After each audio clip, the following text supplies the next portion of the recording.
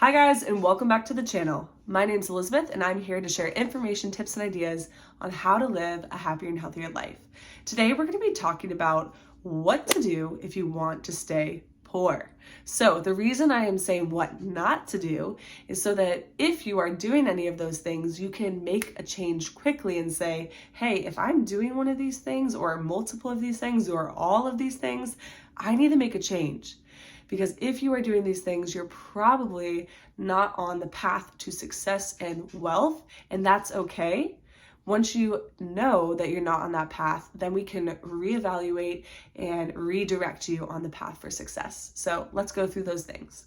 Number one, have a negative or a fixed mindset. So if you are negative, you're whining and complaining all the time, you're not focusing your energy on how to build wealth, how to get more skills. And also, you're not probably enjoying your life as much.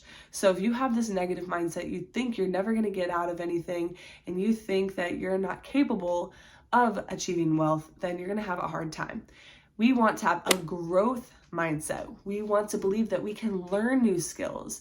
Even if you're in a poor situation right now or a tough situation, you want to believe that you can grow, that you can improve. IQs and knowledge, it's not fixed. Fixed means it is what it is and it stays the same. We're actually highly malleable and we can change and improve and get to higher places. So believe that you can improve, not I'll never be good at this, or I'm always doing this. Those never and always, those are signs of fixed mindsets. So stop being negative and stop having a fixed mindset if you want to achieve success. Number two, whine and complain. This kind of goes along with the negative mindset and having a fixed mindset, but whining and complaining isn't going to get you anywhere. Sometimes we need a vent, sometimes we're having a hard day, but at the end of the day, if you are spending a significant amount of time just whining and complaining about your life and how things stink or how everybody else has it better than you, or, well, that was easy for them, or why can't I be like them, or etc., then you're not doing yourself any favors. It's not going to change anything, right? And so, yeah, it can be annoying and you could want to whine, you can want to complain and vent and get frustrated, but at the end of the day, it's not going to make a change. So you need to focus on what can you do that will actually make a change in your life? What is going to move the needle? What is going to make progress? What habits do you need to be doing right now instead of spending your time whining and complaining? Could you be at the gym right now? Could you be working on a business? Could you be reading information or watching a video or listening to a podcast that is going to help motivate you and give you information to change and to grow? What can you do that gets you out of that whining and complaining mode? Number three, blame everything on everybody else or everything else. And make excuses. So if you are whining and complaining and you're also blaming everybody else, where are you pointing the finger? Is it out there? Is it at the world? Is it at so-and-so and so-and-so and your job and the situation you're in and the person that did you wrong and the state of the economy in the world? Point that finger back to you. Point it back to you. I always say, I'm the problem, it's me. Stuff's always going to be happening outside of the world that we can't control, but we always have an internal locus of control. We can still choose to make choices with our own autonomy and with our own selves to change and improve. So believe that. Stop blaming everybody else and start looking in and saying, what can I do? What am I doing wrong here? And if you do that, then you will unlock potential and unlock the keys to success, which is taking those actions and learning the information and finding good people that can help get you on the right path. Number four, refuse to learn and don't read all the time. So if you want to stay poor, don't learn information. Stay fixed in your mindset and stay stuck in your ways. Don't get books. Don't ask about financial information. Don't try to learn and get better. So how do we progress onto new grade levels? We learn these skills that build on each other. Or we read something or we're taught something. As you get older, the best way to learn things is to read or to listen to videos or podcasts or to listen to people who have done what you want to do. So if you're not reading or you're not listening or taking in new information, then unless you already have all the information, you're not going to get where you want to go. So definitely avoid doing that. Number 5, spend all of your money or more than you make. So I've talked about this over and over again, and I will continue to do so. But if you spend more than you make or pretty close to what you make, and you're in debt, or you're living paycheck to paycheck, or you're living with just a little bit of extra money at the end of the month, then you're not going to build wealth. You're not going to change your life or advance your life in a way that you want or become wealthy. It just is what it is. So don't spend all of your money, save part of what you make, and you will be on the right track. Number 6, don't have a budget. Spend whatever you want on whatever you want because you deserve it and because that's what you want.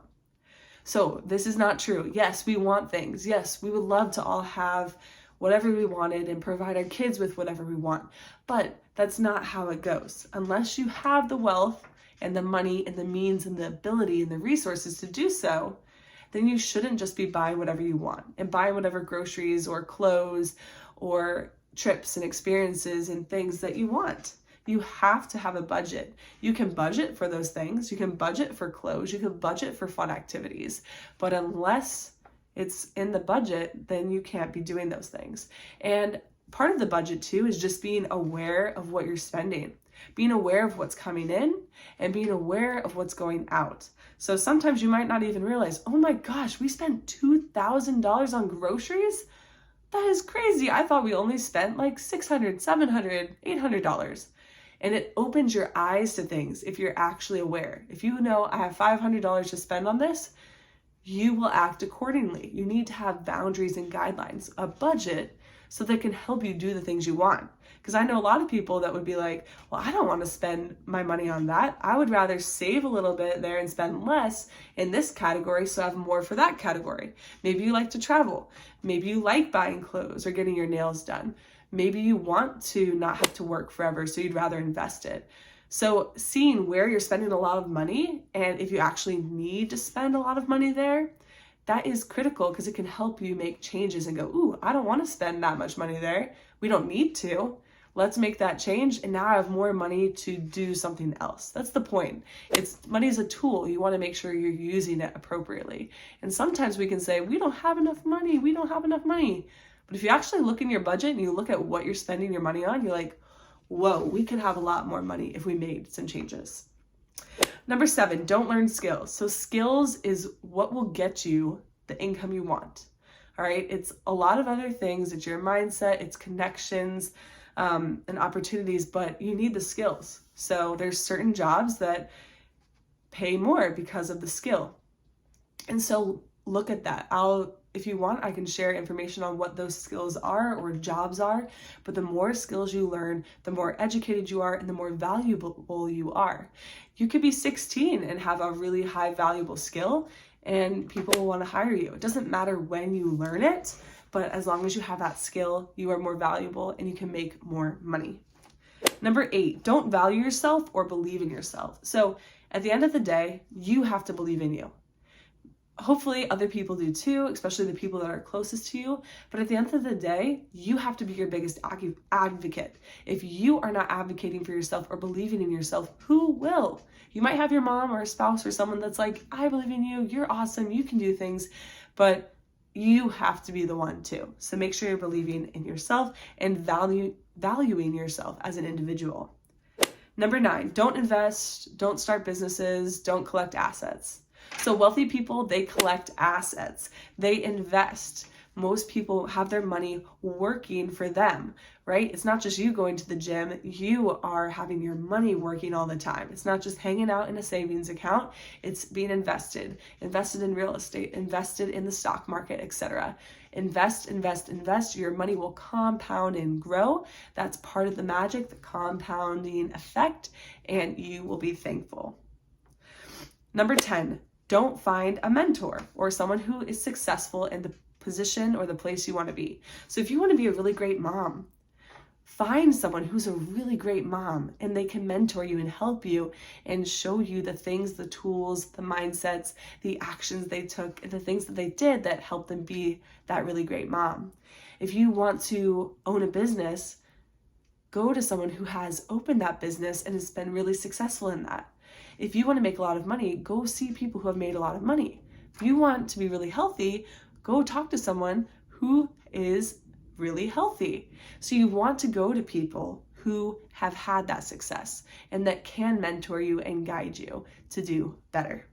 And lastly, number 11, think that you can't or believe that wealth is only for special or certain people. So I think a lot of times people look down on people who have a lot of money or can think they're snobby, etc. And honestly, people who don't have a lot of money can be the same way. So there's a lot of wealthy people who aren't just lucky, who aren't just born into it. And even if you're born into it, you still have to do something with it. You still have to take action. So know that it can happen for anyone. We're all starting at different places, but everybody can be wealthy. You have to work on your mindset. You have to work on your habits and your skills, and you have to learn these skills and value yourself. But at the end of the day, if you learn it and you take action and you do it, it can be you too. So anyways, I hope this was helpful to you. If you don't want to stay poor, definitely try to avoid doing these things and do the opposite. And I think you will be living a happier and healthier life and be achieving the wealth and the life that you want. So let me know in the comments what you think, and if you have any other tips or things that you would not do if you want to actually get wealthy, or tell me what things you should avoid if you want to build a better life. And I will see you in the next video. Bye, guys.